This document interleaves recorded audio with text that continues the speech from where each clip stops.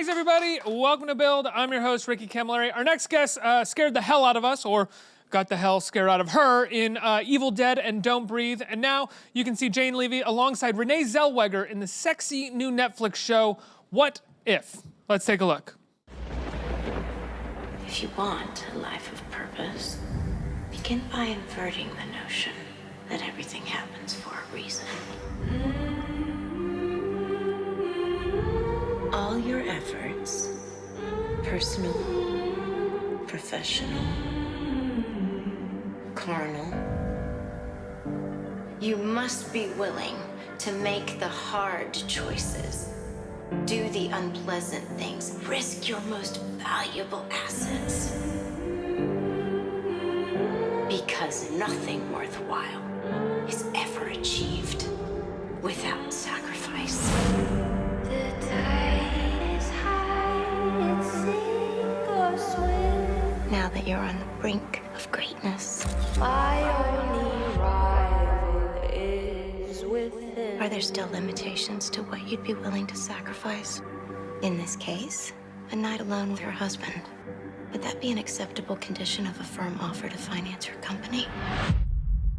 What do you really know about Anne Montgomery? Things could get dangerous very quickly. Things have always been dangerous.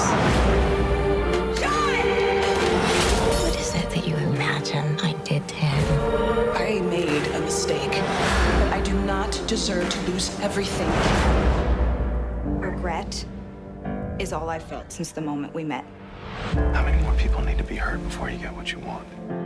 You're more committed than you realize.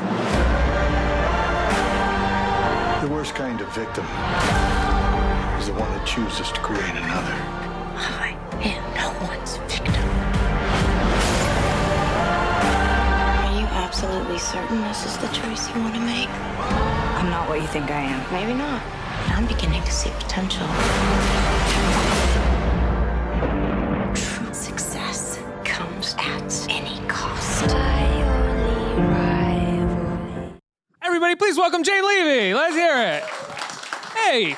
Hey. Thank you so much for being here. Thanks for having me. I'm such a big fan. I love your work. I'm glad to have you sitting here. Thank you. Of course. What if, the crux of this, the thrust of this is that you do an indecent proposal with Renee Zellweger. I don't one do of any the storylines. proposal. Well, she proposes it, but you agree to it Okay. after, and I'm curious, after some hesitation. Now, I wondered when I saw the original indecent proposal, why the hesitation? I would be like, yeah, sure, go ahead, fuck him. Honestly, I don't care. I sort of agree. I mean, Yeah. I mean, I'm gonna finance your company. well, also we're talking like $80 million. Exactly. So I don't know if there's anyone here who wouldn't let their partner sleep with somebody else one time for $80 million. 250K, let's go. Great. But you know, it's like a classic make a deal with the devil. Yeah. You pay the consequences. So it sounds alluring and maybe even easy, but you know, when you get into business with bad people, bad stuff's gonna happen to you. She's bad. Yes, she's I don't think clearly you bad. can tell. Yes. Yeah. She's clearly bad. Yeah. What is it like working with Renee Zellweger? It's a pleasure. She's such a great actress, first and foremost. So it's so fun to work with her. And you know, our characters go to war basically throughout the whole series, and I never won. I would try. I mean, I know that there's a script, but still, like, you'd always feel like maybe in this scene that this is when my character comes out on top, but I always felt like a small little twerp next to her. But that's a good thing. That's the story. Well, you have to go into every scene as an actress believing that you could win. You can't really think about the fact that you're not going to win at the end of the scene. But I lost most of the time. You always lost to Zellweger. Yes. Right. Ish. Ish? Well, I just, you know, this is a show with a lot of twists, surprises. Don't want to give anything away. And it's a sexy show, if I may say so, right? Yeah. I don't necessarily like being the 35-year-old man on stage across from a woman being like, this is a sexy show. Well, here, I mean, but- my castmates are all really good looking. Well, we've reached the point with Blake where he can't play anything but a former or current professional athlete. I know, yeah. He's just too jacked. Yeah, I know. Yeah, poor Blake. Yeah. No, I'm just kidding. He, in this story, he's sort of objectified, and the women are the ones trying to take over the world. And I would call this show sexy for sure. I mean, the whole premise of the show is based off of a sexual encounter. And we get a kind of, I don't want to spoil anything, but I think I'll actually help in selling the show a little bit more by saying that in the first episode, we get a wonderful kind of striptease dance to a Backstreet Boys song via Blake Jenner. I thought you were going to say who did it, and then people would have to guess. Yes. No, that's part of the selling point. Right, yeah. How was it shooting that scene? That was, the first day of shooting was our wedding. Oh, wow. So we got married on the first day, and then that was the second day of shooting. So we were getting to know each other. Had you guys hadn't met prior to the first day, or we had met? Table read? We had met before shooting, but we had never met before this show, and we love each other. I adore him. And what about like the other scenes? What other scenes? The other scenes. The scenes where the two of you showcase the amount that your characters, love each other. Yeah. Well, as research, when I got this part, oh my God, no, Yeah, where's I'm not that going there. Yeah. I watched Indecent Proposal. Mm-hmm.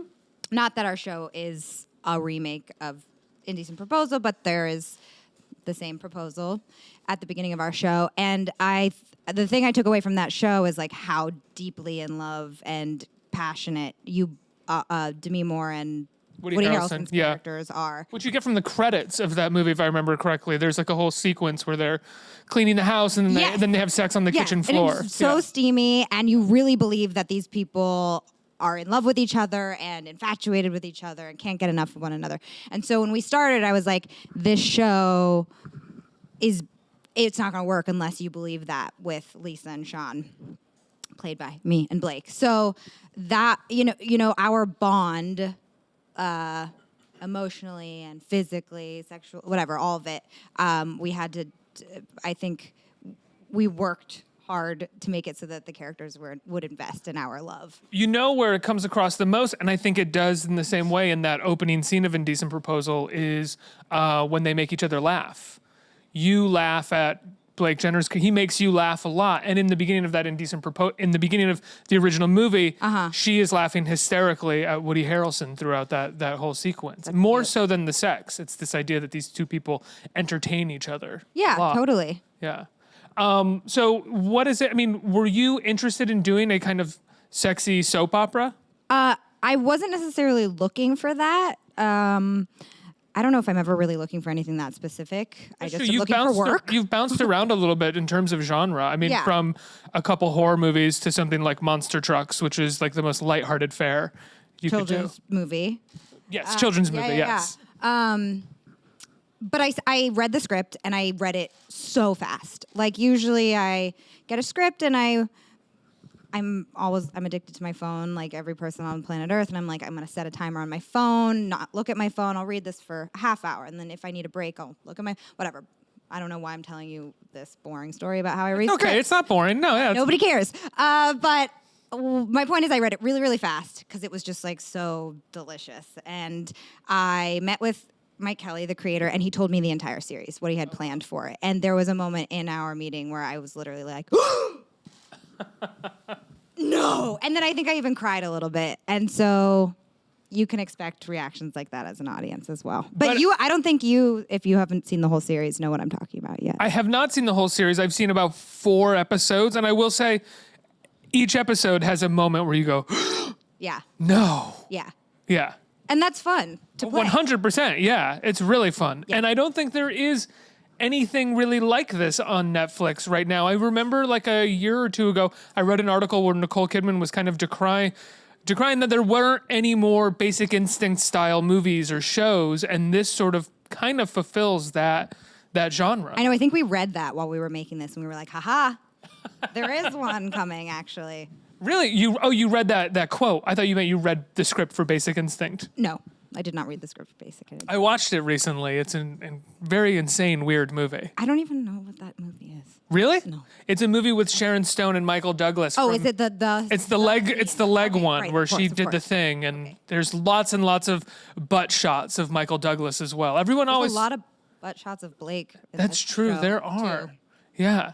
I don't know if that's a cool thing to say. I wonder sometimes if when it comes to objectifying the opposite sex, if women like men's butts more than men care about women's butts. No, I No? don't think so. I feel like sometimes you just gotta ask questions, guys. I think- it's a Socratic kind of situation right now. I think men are generally more into women's butts than women are into men's butts. I mean, I don't know. I feel like I see lots of they show men's butts a lot. That's because I think men are like down to show their tush. All they can. It's all they can show. Yeah, to a they're like, degree, right? whatever, no big deal. Right. They're like, I'll show the front, and they're like, no. Nobody wants that, Yeah. guys. Yeah. You were in one of my favorite horror movies of the last decade, Don't Breathe. Wow. I thought it was. Wow. Do you not? I mean, that was. Do you not feel that? I mean, I'm sure you love the movie, but did you not recognize or could you not tell that it was kind of like a born classic in a way, at least of the genre? You mean like while I was shooting it or afterwards? Afterwards. I mean, the response? response is like so humbling. I mean, I feel so cool to be a part of something that people like. Did you feel that, like, after it came out, did you feel like a sort of significant response to it? I mean, I know it was #1 for at least 1 or 2 weeks. 2 weeks? Yeah. Yeah, I mean, and it's a movie that is really fun to watch. It's like Oh my an God. experience, and my friends would text me like, I literally don't think I've breathed. Yeah, I'm really proud. I'm glad you were affected. I mean, I think everybody was affected, especially by the particular scene that was in that movie. I know. When you decided to do the movie and that scene, were you ever worried that 5 years later, 4 years later, you'd be sitting across from an interviewer and he would ask you about it, and then 10 years later, an interviewer What would about ask when you about it? I'm like, I don't know, 10 years from now and my son comes home from school and is like, Mom, were you... And I'm like, yeah. Basted? Yeah. Right. Were you tied up? I mean, it's like, I don't even know if I can, when I say the things out loud, it's so crazy sounding. Yeah. But yes, of course I've thought about these things. Really? Yes, of course. I wonder if it makes you, if you were thinking about that when you did the movie and you were like, no, the work itself is going to be greater than that fear No, that I have. oh my God, absolutely not. I had like a panic that, I would be turkey based or rape girl for the rest of my life. And like, it was like completely a fucked up thing against women. And no, I mean, I was definitely afraid, and now I'm getting hot and I'm sweating. Oh, I'm sorry. But no, it's okay. But I'm really, really proud of the movie. And, Yeah, as you and, should be. and, I think that horror as a genre obviously likes to push the limits. Right. And we pushed the limits, and you liked it. Don't say it to me like that. I didn't walk out of Don't Breathe going, I didn't really like that movie, but there was one scene that I was a big fan. No, I liked the whole movie. But I do think that you're right. It was something that was, sure, it was fucked up and there was a huge conversation about it, but it became this incredible conversation about the movie and what the limits are and what the boundaries of horror should be and how women have been treated in horror up until that point. Yeah, I mean, there's a lot there. Yeah, which I think is it's rare nowadays that a movie can even cause any kind of conversation. True. And you had created one. Well, yeah, and the other thing about Don't Breathe that's, I think, testament to Fede and Rhoda, the writer, is that I think you go away, most people are like, who's the bad guy? Who's the good guy? Whose side were you on? And that's, I think, a sign of a good piece of art. Yeah. That was your second movie with Fede, right? You did Evil Dead with him, which Yeah. I also really loved. I think he's a great horror Are you director. a horror fan in general? I'm a fan of all genres, but I do really like horror movies. I mean, because Evil Dead, that was like turned up. Like Yes. you sort of have to be into horror, I think, to like. Yes. Yes. Yeah, there is a needle that slowly pierces an eyeball in Evil Dead. Oh, there was a lot more than that. And you have to be the kind of person who turns to their friend during that movie and goes, that was fucking awesome. Yeah. And I'm that kind of guy. Okay, Yeah. cool. Are you Good to a know horror about. fan? Like- I actually am. Yeah. Yeah. So when you saw Evil Dead and you saw those moments, did that excite you? Were you? I mean, pumped I about would. that? It's not so easy for me to like watch. I'm not the kind of actor that can like watch something that I'm in and like enjoy it. I'm like, it's so part of me that I'm like, it feels like I'm like ripping open myself and looking at and I'm like in my voice, everything. Oh my God, that day of shooting, I can't really enjoy my own projects. However, I really appreciate the almost the ridiculousness of Evil Dead, and like everything that my character went through in that movie is like hilarious and sad and scary. Yeah, I mean, I got buried alive for a week straight of shooting. Really? Yeah. That was like, or maybe it was like 4 days. But by the way, that movie shot for 75 days, which is a very long time. That movie shot for 75 in the winter days? in New Zealand. That blood rain sequence was 2 weeks of shooting, night shoots. I was the only actor there, just like cover it, like in the freezing blood. I got an ear infection because the paint got in my ear. I was like crawling around actually in those like tunnels were real like. You're amazing. I mean, I'm not ever going to do that again. But that's incredible. I mean, that movie shot for 75 days, did you say? 75 days shooting. I mean, nothing shoots for 75 No. days anymore. No. But, you know, worth it. 100%. I mean, what was that like? Well, I mean, you went on to Don't Breathe with Feedy, and what did that shoot in? That probably shot in what, like a month and a half? Yeah. And there was no blood rain and no cutting my tongue in half and no getting raped by a tree and being buried alive and 4 hours of prosthetics and I mean I pulling off my own arm. Like I don't know what else. I don't know what else you want me to say, but there's more. Yeah. Throwing myself down a hill over and over again. Were you done with horror after those two movies? Did you need a break? I made a Castle Rock. I made a Stephen King that's series. true. Excuse me. Yes. Yeah. Sorry. So, I mean, somehow I have like, no, I can't say I'm done with horror. Well, I think you had been donned or crowned a Scream Queen after those two. Were you comfortable with that moniker, with being called the Scream Queen? Sure. I mean, the fact that the fact that there's fans of my work is like, that's the whole point that the whole reason we make movies and television shows to like entertain and to move. So if people liked it, fuck yeah. You said that you are a fan of horror. So when you're going in, I know you can't watch yourself, but when you're going in to shoot Evil Dead or Don't Breathe, and they're telling you, you know, there's gonna be blood rain, and we're gonna cut out your tongue. Are you the type of person like, oh, as a fan, I would love to watch that? Like those are the types of things that you would watch? No, I am more into, I mean, sure, I'll watch it, but like the horror that I like is more like psychological thriller horrors is what I prefer. Like what? I don't know, this isn't really a horror film, but Silence of the Lambs is one of my favorite movies. It's close. Yeah, that's fairly close to horror. I mean, he does cover his body in somebody else's skin and That's then true. peel it off. That's true. I fucking love that movie. It's the so best. Much. It's so good. Like it's one of those movies that you like. I saw growing up, and I was like, "Oh, this is a cool horror movie." And then when you watch it as an adult, it's so impeccably made and beautiful. Well, Jonathan Demme is one of the best. He's one of the greatest, obviously. Yeah, but that movie is something. I remember watching it for the first time as an adult and having like been on a set of a movie and seen how it's done and just being like, "It doesn't really get better than this."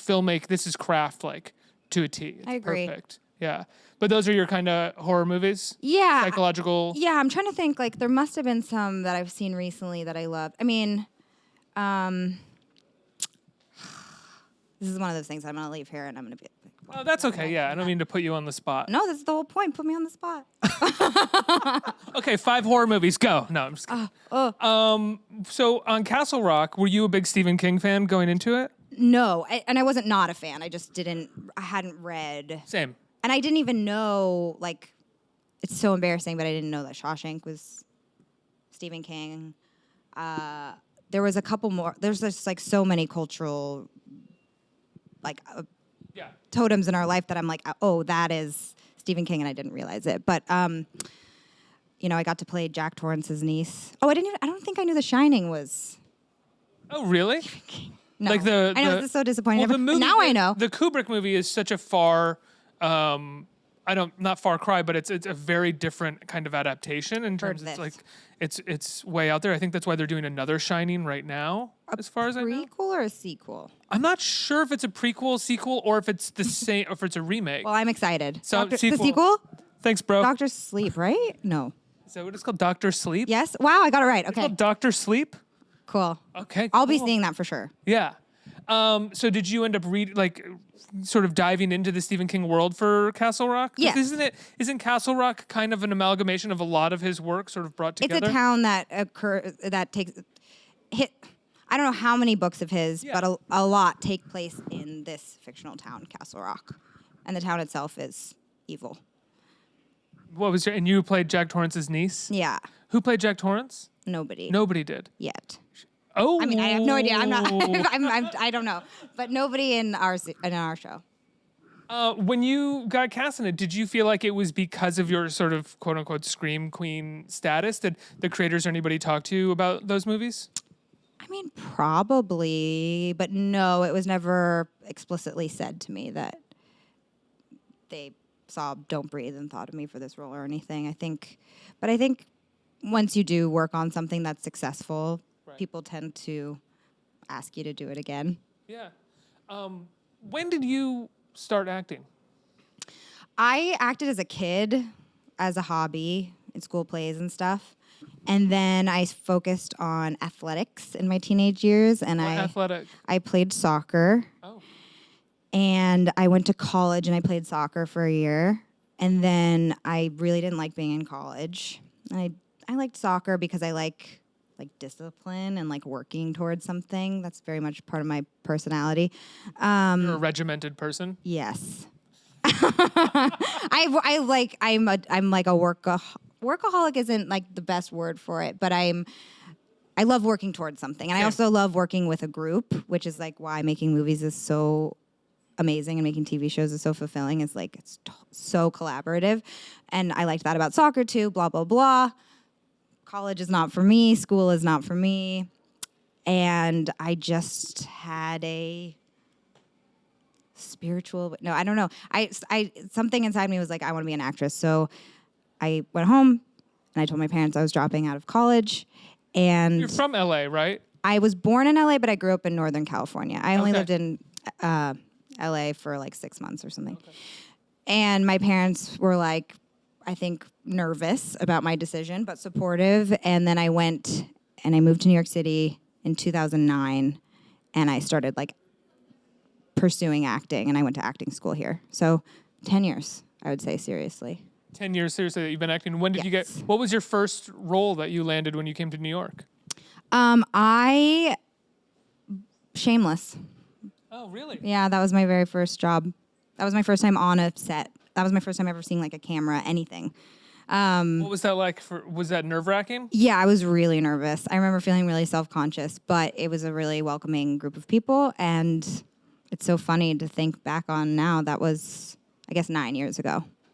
Wow. And from there, you basically went to Evil Dead. No, I worked on Suburgatory, which was an ABC show. No problem. Worked on that.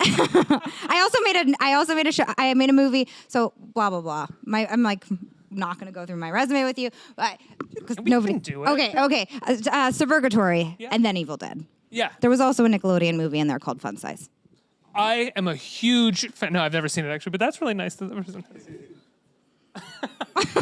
Should we keep going? Do you Year by want to? year? Yeah. No. Okay. Let's get some questions from the audience. Who has a question? Right here. Hi. Hi there, Jane. I've been a fan since Shameless. Oh, wow. And you have a very diverse filmography. You've already covered it. You do horror. You went through her resume. Yeah. I know. You've done horror. You've done like the family sitcom. You've done a lot. As a performer, is there anything that you gravitate towards more? Is there anything you feel stronger in? I don't know if I would like say it like answer your question and say like I like this genre and not this, and I think I'm good at this and not good at that. But generally, I'm just attracted to things that are like a little like perverse isn't the word, but that's the word coming to my mind. So whether it's like funny or scary or soapy is the word you used before, which I like things like a little off center because that's just my taste. I like things that are a little weird. So I guess it's not even really conscious, but It also gives you more to chew on as an actress. Totally. And Yeah. also I'm like, movies and TV aren't real. So like, why don't we I mean, they're realistic, obviously, but why don't we like have fun and like play with the medium a little bit if we can, you know what I mean? Right. Let me do the crazy bad things on TV because it's going to be more fun that way. Totally. Yeah. One more question.